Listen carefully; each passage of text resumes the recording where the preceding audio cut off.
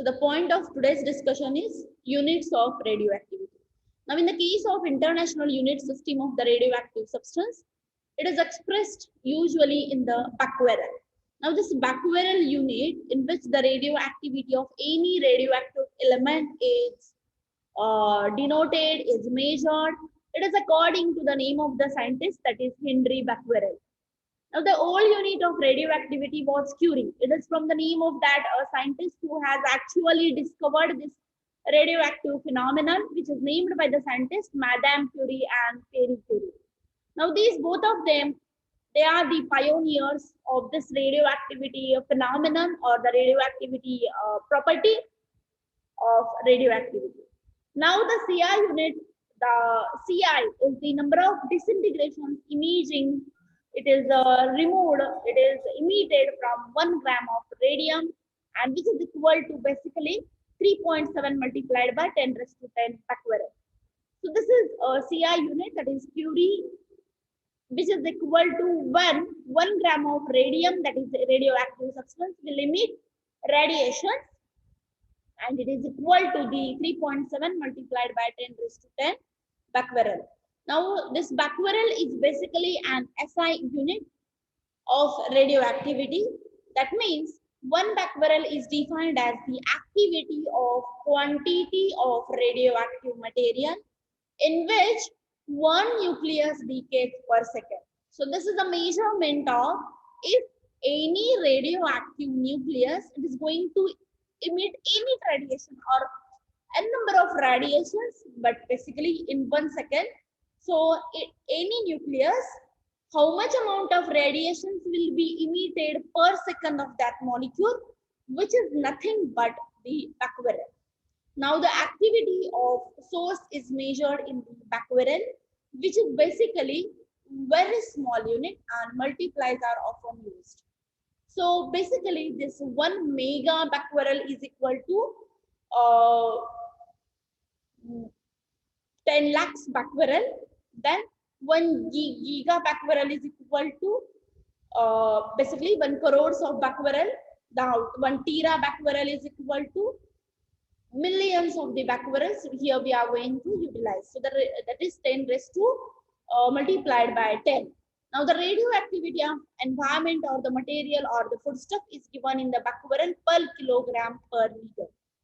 Now, the next unit in which the radioactivity of any substance is measured, it is defined as the absorbed dose of the radiation per unit mass of the tissue. See, we have studied the unit, that is becquerel. Then we have compared 1 becquerel with the 1 curie units.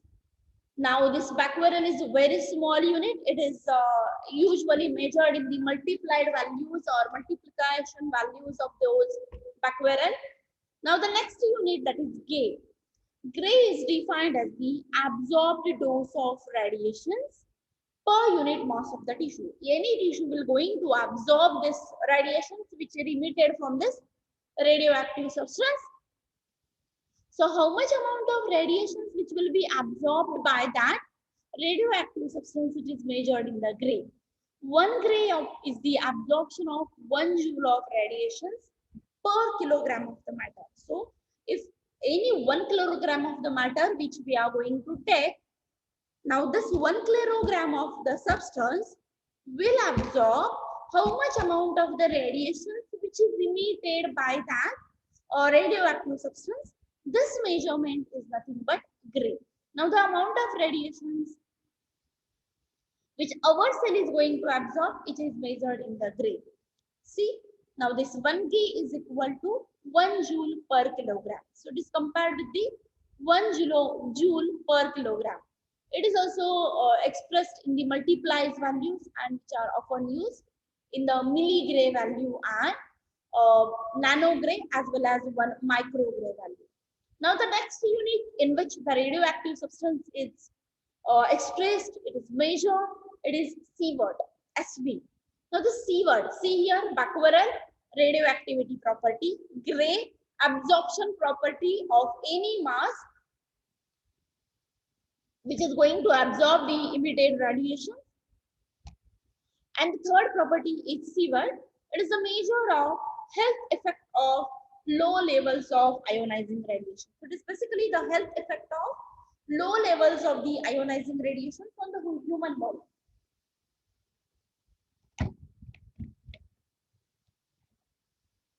That means this sieverts is the unit of measurement of radioactivity on the human body. At equal doses, the effect of radioactivity on the living cell, it is depending upon the what type of radiations which we have used during this emission, whether it is alpha, beta, or gamma. So on the organ concern, it is also on the length of the exposure. How much amount of length or how much amount of time which we have utilized for the exposure, this we are going to consider here. So on contrary to the Becquerel, the sievert is very large unit. When we are going to compare the sievert with the Becquerel, sievert is greater or it is a major large than the Becquerel, and we often use the sub multiplies values of this sievert. That's why 1 millisievert is equal to 0.001 sievert, and 1 microsievert is equal to 0.0, that is 10 raised to multiplied by -4 sievert values. So this sievert is basically greater than the Becquerel value. Now, how we are going to measure the radioactivity of any radioactive isotope or radioactive element? How we are going to measure their activities? Just now we have seen how we can express or how it is measured, in which unit it is measured. There are three units: SI unit, Curie unit, Gray unit, and Sievert unit. Gray unit is absorption power. Sievert unit is when it is considered with respect to the human body for the diagnostic and therapeutic purpose, and Becquerel in which it is actually expressed, it is basically an SI unit. Now, the measurement of radioactivity, how it is measured, forget about how it is expressed, how it is measured. Now, the measuring radioactivity, there are basically three types of devices are used for measurement of the radioactivity, that are gas filled tube counter, which is also known as Geiger-Müller counter. Second unit or second device which we are going to use to measure measurement of radioactivity is scintillation counter, and the third will be semiconductor detector. So these are basically three counters: Geiger-Müller counter, scintillation counter, and semiconductor detector. Now the first one will be Geiger counter. Now this Geiger counter, which we are going to use for the measurement of radioactivity, a potential difference just below that is required to produce the discharge which is applied to the tube, in which we are going to use one of the tube and whose potential is just below the discharge, that is approximately 1000 volts. Any atom of the gas struck by the gamma rays entering the tube, so this atom which is going to emit the radiations, which will be radiation of gamma radiation, which are entering in this tube, which is already supplied or already given the potential difference of 1000 volts.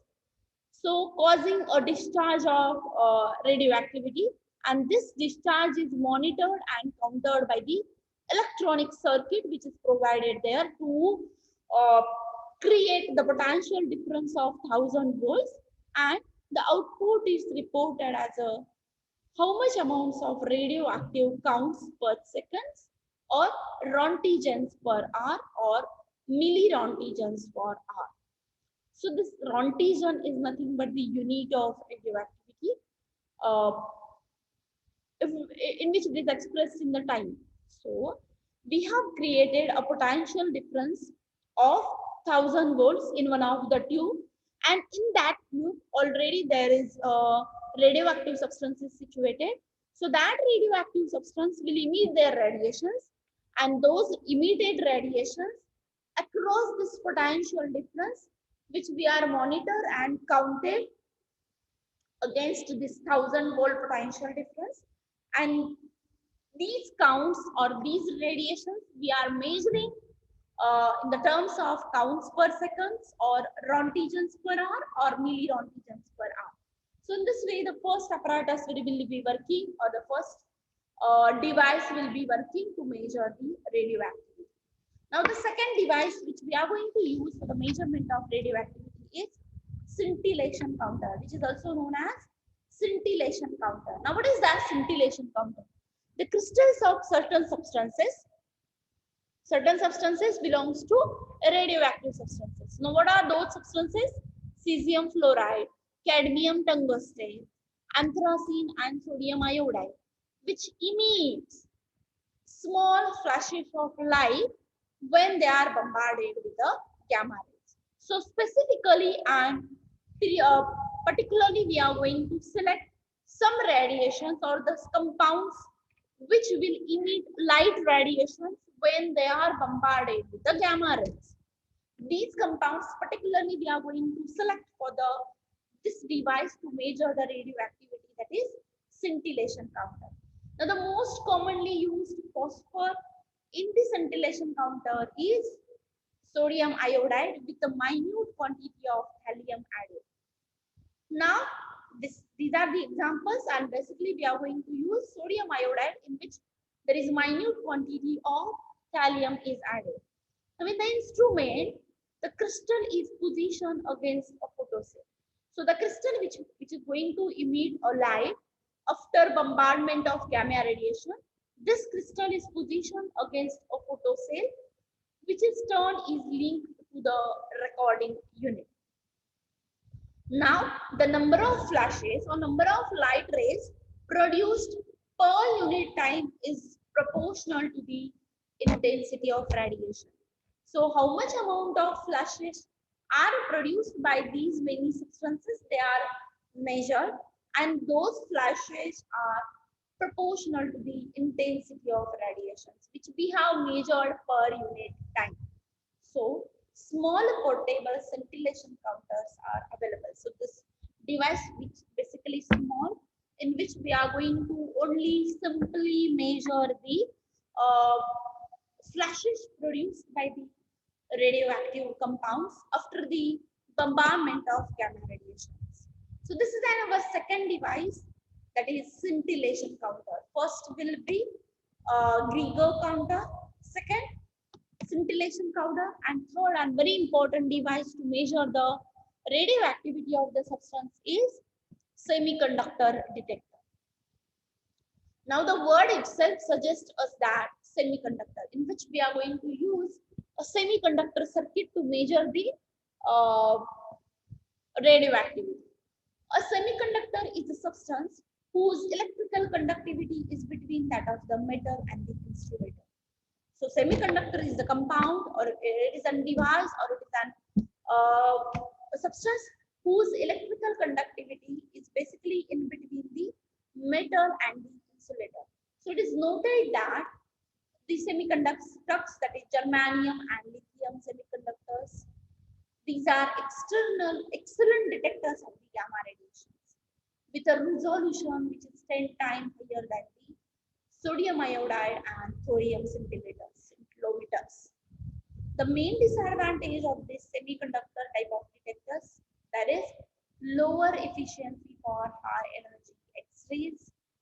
Besides, germanium and lithium semiconductors need to be cooled by liquid nitrogen and are hence used, and they are not suitable for the field instrument. So this is our third device in which we are going to use the semiconductor type of device to measure the radioactivity. Now, some of the pharmaceutical applications of radioactive substances, that is americium 241 used as an antineoplastic agent used in the treatment of anti-cancer and other in the treatment of cancer. Then californium 252 as an antineoplastic, cobalt 60 used as antineoplastic, gold 94 is used as an antineoplastic. So all these agents are used in the treatment of cancer. Holmium 66 being developed for the diagnosis and treatment of the liver tumors. Iodine 125 used in the cancer, bronchotherapy, prostate and brain. Treatment of thyroid disease with iodine 31. So this iodine 131 can be used for the treatment for the thyroid disease and thyroid cancer. Then palliative treatment of the bone metastasis. Various radioisotopes and pharmaceuticals are used to deliver the palliative treatment for the bone metastasis, including samarium 153, strontium 89, phosphorus 32, sodium phosphate. The two most common side effects of these radiopharmaceuticals are metastasis for bone disease are initial increased bone pain and decreasing in the WBC and platelet count.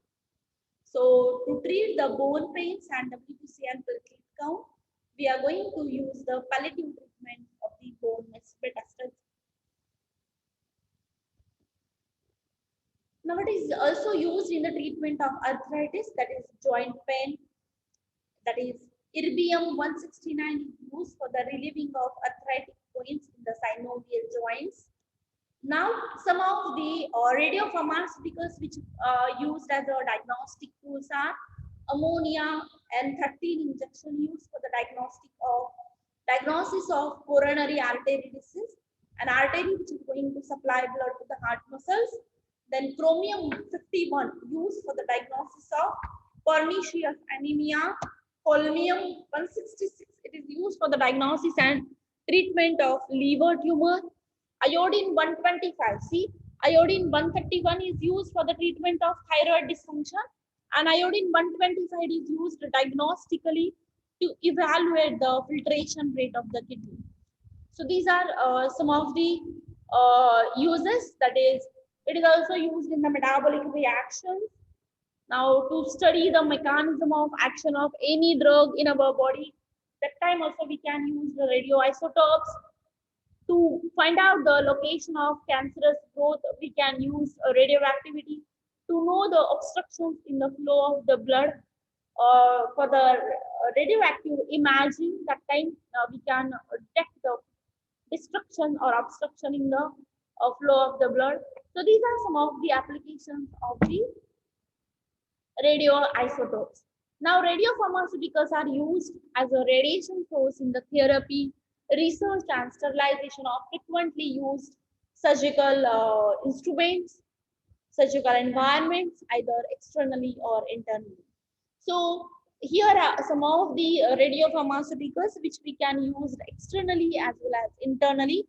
So, there are some of the examples: cobalt 60, cesium, strontium, sodium phosphate, yttrium, they can be used externally. And the internally used radiopharmaceuticals are gold, sodium phosphate, iodine, sodium iodide, iridium, and yttrium. Now, storage conditions of the radiopharmaceuticals. According to the Radioactive Substances Act 1993, radioactive materials should be kept under the conditions which present no radiation hazards, particularly to the non-radiation workers. So they should be kept under the observable conditions. This means that every effort must be made to prevent the sources being damaged, broken due to the emission of the radioactivity. They should be stored in the locked store or room with a suitable shield, and they must be kept in an unbreakable container.